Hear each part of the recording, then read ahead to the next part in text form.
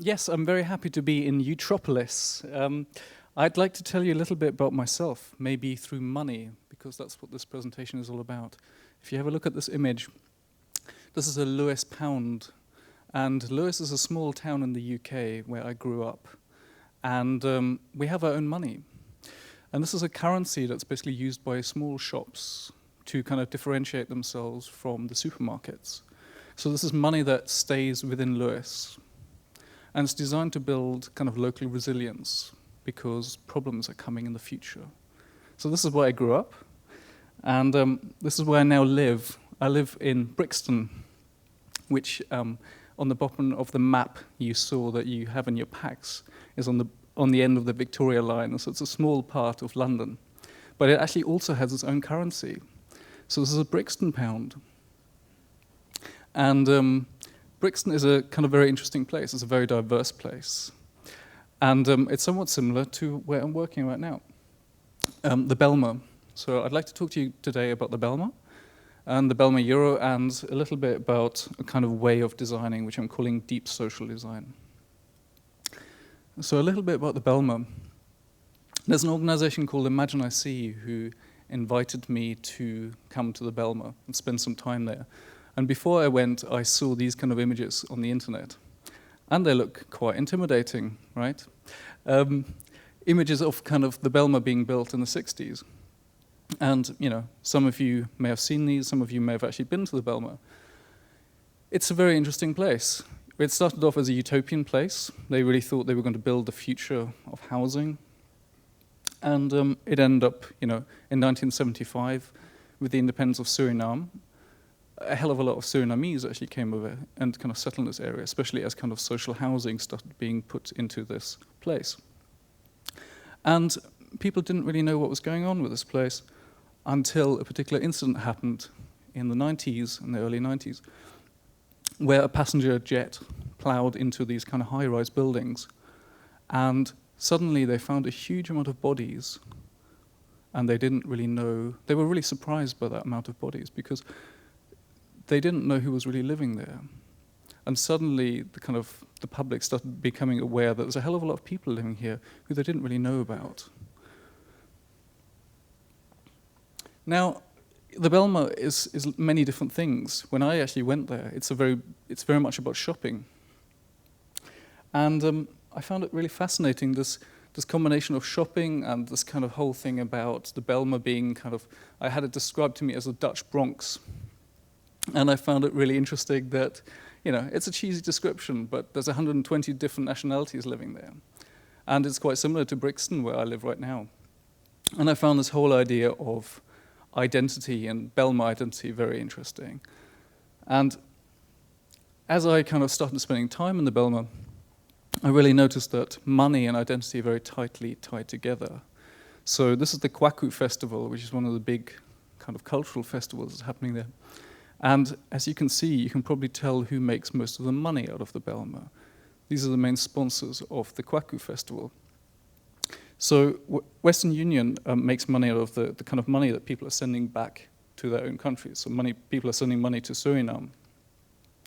And I thought it was very interesting to see how there's multiple ways of sending money back to your own country. There's also the small local shops where people just go in and bring their 100 euros and it basically gets sent to somebody in Suriname without an organization being involved in it. And these different ways of sending money abroad made differences in the local areas. So radio stations were being sponsored by Western Union, and other ones were sponsored by these small tocos. And I thought it was fascinating how there seemed to be almost be a division in the local area over how money was being sent to their relatives in Suriname. So money was a very important thing. And the kind of small shops that you find in the Bijlmer. So here's the Surinamese broodje. I apologize for my Dutch. Next to the Albert Heijn.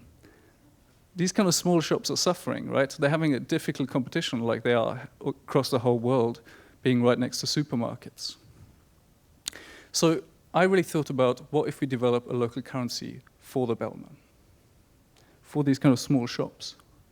So I just want to show you some of the small shops that are part of our Bijlmer Euro. This is the Toko Kai Hing, which is actually the oldest toko in Amsterdam. And they sell everything. And here's, for example, the record shop. This is Pico Record Shop. This is Meram, a Turkish restaurant. They're fantastic falafel. And the party shop, where she makes her own piñatas. And we have a butcher. I don't eat meat, so I can't say very much about them. And a Surinamese bakery. They do fantastic stuff. And what we basically did is we were kind of publicizing these shops. So you can see kind of a map of where they are in the Bijlmer, and you can see little photographs. And basically, because we were generating lots of publicity for these small shops, they could start offering discounts with our Bijlmer Euro. Now, the important thing that I hadn't really told you about yet is that the Bijlmer Euro is special. It's different from the kind of local currencies that you saw before, like the Louis pound, where they print their own banknote. What we do is when I came to Holland, I started noticing all these funny little tickets lying around on the ground. And I thought, what's all this? And these are RFID tags that people are just throwing away. And what's remarkable is that each one of these is unique. They have a little chip inside them that you can use. So all you have to do is get hold of some acetone, drop the little tag into acetone, and you get this very nice tag coming out of it, very clean. Now, something rather exciting happens when you stick this onto money like this. This is a Bijlmer Euro. So what we're doing is we're recycling these tags that people are throwing away. They're only used for one journey. We're sticking them onto normal money, like a €5, and it becomes a 5 Bijlmer Euros. So it's just a sticker that's removable, that sits on top of normal money. Now, the special property of this stuff is that because they are RFID tags, you can scan them and you can follow them. So each one of those kind of 17 shops that I showed you has one of these readers. So here's somebody paying with a Bijlmer Euro. And this is how you get hold of them. We made a little mobile bank. So there's a bicycle, and this is a kind of a mobile ATM machine, if you like. So this is where you can get your money. But more exciting than that, you can actually scan your normal euro, and you can actually see where your money has been. Okay? So these are the actual shops. So things start off here with the Bijlmer Euro mobile bank.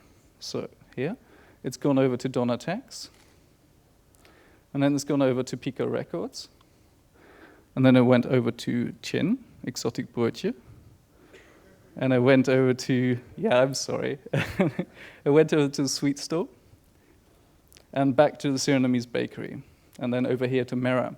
So you can see this one single note is starting to describe the whole local network.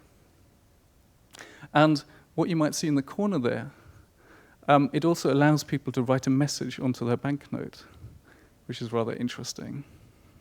So these are messages that can be read by anybody else who receives that particular banknote. And this is just one banknote. Let me just show you this. So this is a live visualization if you have a look at the time up there, 10th of September. So this is running right now.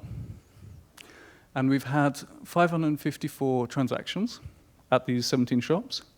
And so far we've kept 4,155 estimated euros in that local area. So this is 4,000 euros that might have disappeared to supermarkets. We can demonstrate that this money has stayed in the local area. And we can actually see how it's moved in this area. Now, my suggestion is that this is very important to see this stuff. Money is this totally intangible thing. It's anonymous. Everybody here has it in their pocket, and yet we know nothing about where it came from. Most of the time, we don't want to know where it came from. Here you can actually see what's happening with it, and we can make choices about it. You know, we can start seeing, particular shopkeepers might start seeing that there's a relationship between their shop and some other shop. I don't have any particular ones in mind. But they can start seeing that they have a particular relationship with some other shops, which might, in invite some kind of questions. Should they be working together with those particular shops? Should they be selling sandwiches at the fitness place? How should they coordinate? Can you start building a whole network of strength of these small local shops that can counter some of the strength of supermarkets, that can afford, through their massive buying power, to undercut these local shops? So we can demonstrate something with this.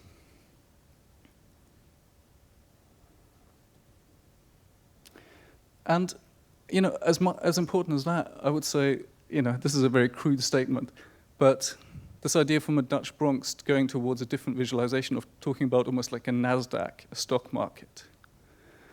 Representing a place as a network, an economic network, really changes people's perception internally and externally. I'm curious, how many of you have actually been to the Bijlmer? Could I have a hands up? Wow, actually quite a lot of you. That's very good. A lot of the people I talked to in Amsterdam, a lot of them haven't been there. So that's very interesting. But I would say most of you have not really had a way of looking at how money is moving in this particular place. Most of the people just don't even wonder about it. And yet I think building this kind of complex identity changes a place, and it changes how people relate to it. So what I really want to talk to you guys about is deep social. And we have some major challenges ahead. I think we all know about peak oil. We are past peak oil. Oil is running out. It might last another 30 years maximum, 40 years perhaps. Things are going to have to change. Climate change is coming. The whole point is we need to start building resilient communities. And in my opinion, we need to build that resilience by including a wider variety of things inside our idea of the social. Okay? We all know about kind of nice social networks. Everybody is talking about Facebook, and everybody's excited about Twitter.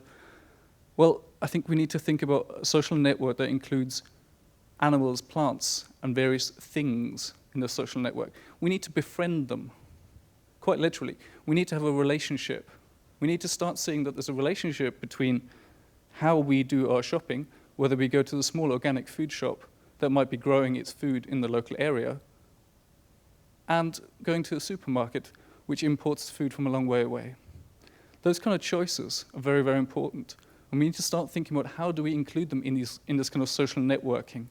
In the moment, it's all about, which cafe are you going to? Hey, I meet you at the cinema, and God, isn't it exciting? You're also going to see the same film. Well, I think we need to start getting a little bit more material about social networking. We need to start thinking about how it can really interact with the real world. So my real proposal is, there's a whole kind of excitement about the Internet of Things. All the things that were happening with the Internet in terms of right now, the current issue of Wired magazine, for example, talks about the death of the web and indicates we have the Internet coming. And they're really talking about the applications and a certain kind of streamlining of people's experience. Well, I hope the same thing doesn't happen with the Internet of Things. What we actually need to have, in my opinion, is we need to have islands of things. And these islands include human beings and animals and plants, and thinking about them as networks. So this is the kind of thought I'd like to leave you with. How do we build these kind of islands of things? In all the different ways that you guys are building systems, how do we start building these kind of networks of people with the natural world? And this is just the website of the project. I'll leave you with that. Thank you.